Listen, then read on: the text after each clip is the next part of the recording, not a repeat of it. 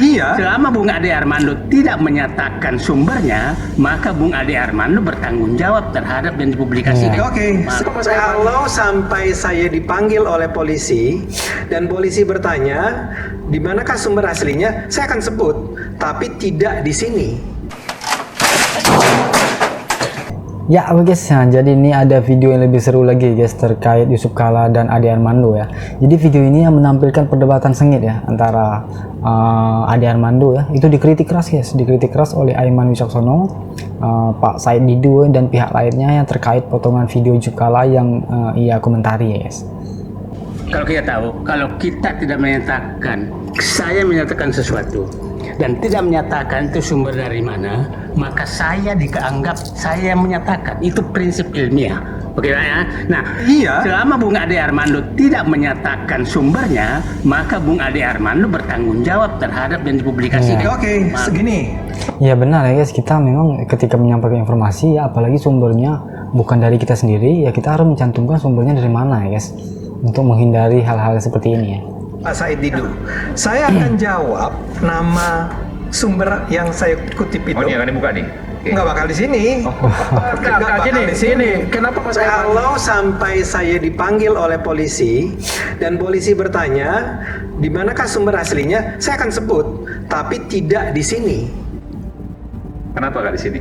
Ya, memang untuk menghindari jangan sampai ada Dan itu hal-hal bukan yang rahasia yang harus ditutupi. Iya, gini. buat saya rahasia. Mas Karena Aiman. melihat gaya-gaya orang untuk menyerang saya. Oh saja enggak, seperti Mas itu. Aiman, saya mau ingatkan. Tapi saya mau jelaskan satu hal. Saya mau ingatkan. Jangan pernah menuduh saya yang memotong. Oke. Ya gimana ya guys, kalau misalnya nggak mau dituduh ya kita harus jelaskan gitu sumbernya dari mana videonya, agar fitnah itu tidak tersebar ya guys.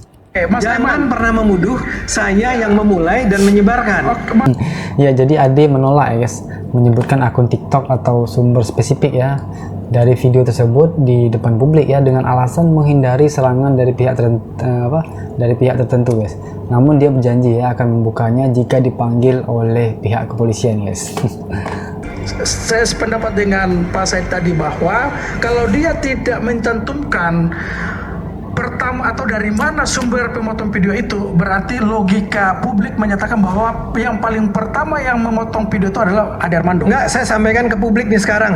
Itu saya kutip dari sebuah akun TikTok yang lain. Oke, nggak apa-apa. Bukan saya. Oke, kedua, ini saya mau bilang buat Bung Ade.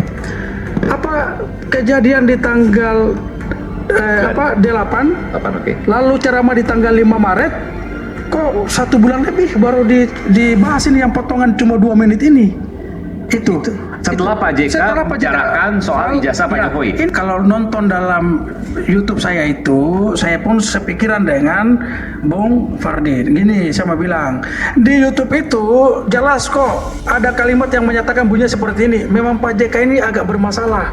Ada tuh saya bisa buka YouTube-nya, saya bisa buka karena framing. Saya nggak bantah. Ada framing begini, kok Oh jadi gitu masalahnya guys, Ade Armando ini mengeluarkan kata-kata yang menyudutkan Pak JK ya guys. Pak JK bilang orang Kristen membunuh orang Islam. Karena Lalu yang dalam YouTube itu, bentar dulu. Dalam YouTube itu saudara menyatakan jelas memang agak bermasalah Pak JK ini. Orang merasa bahwa oh ini framing, ini udah framing. Makanya kalau lihat kenapa saya di salah satu stasiun TV itu saya bilang Ade Armando sudah punya mens rea, ingin memprovokasi orang. Wujud nyatanya apa? Terprovokasi. Tapi Ade Armando ini dari dulu ya guys, kalau dia mengucapkan kata-kata kontroversi walaupun dilaporkan orang, kayaknya sulit sekali untuk kayak sepertinya kayak tidak diproses gitu laporannya. Tahu juga lah guys. Termakan hasutan Bang Fardi, jelas langsung mensomasi terbuka. Dan tadi sudah Bang Fardi sudah bilang bahwa setelah menonton video Ade Armando, saya tadi sudah perlihatkan YouTube-nya yang dijadikan sebagai dasar mensomasi Pak JK. Benar sama. Tekanan semakin kuat di segmen kedua disebut bahwa video itu berhasil Ade Menyebut. secara luas. Nanti saya berikan kesempatan Bung Ade, tapi saya mau sedikit tadi menyimpulkan dari apa yang kemudian diskusi ini, bahwa Bung Ferdinand menyatakan ia sempat meyakini, betul bahasanya seperti itu, sempat meyakini bahwa Pak JK melakukan sesuatu yang terkait dengan hal agama yang katakanlah melanggar ideologi agama lah. Luar biasa ya guys pengaruhnya. Sekelas Ferdinand aja bisa terpengaruh ya dengan video Ade Armando ya guys. Apalagi masyarakat biasa awam seperti kita ya. bukan penistaan maksudnya ya? Bukan penistaan. Tapi bahwa ada sesuatu yang Ada yang salah. keliru dari statement beliau. Awalnya saya berpendapat itu. Melihat videonya Bung Ade Armando. Saya awalnya di somasi saya malah lebih berat meniti beratkan kepada penyebaran hoax yang membuat yang dilakukan oleh Pak JK waktu itu. Iya, karena Setelah saya melihat anggap itu video-video penyebaran termasuk hoax. videonya Bung Ade Armando. Iya, ada 3 video yang saya tonton, salah satunya video Bang Ade Armando. Ya, silakan. Jadi ini pertanggal 9 waktu Cokro TV dan di YouTube-nya Ade Armando Rakyat Bicara itu jelas pesan bukan seperti yang disampaikan klarifikasi sama Ade Armando hari ini. Yang pertama kalau dia bilang bahwa ada potongan video sebelumnya tidak ditampilkan dari mana timeline itu potongan video. Kedua, di dalam YouTube itu saudara Ade Armando sampaikan bahwa memang agak bermasalah Pak JK ini. Orang sudah terframing bahwa Pak JK memang bermasalah soal urusan penistaan agama, itu nggak boleh. Sudah belum?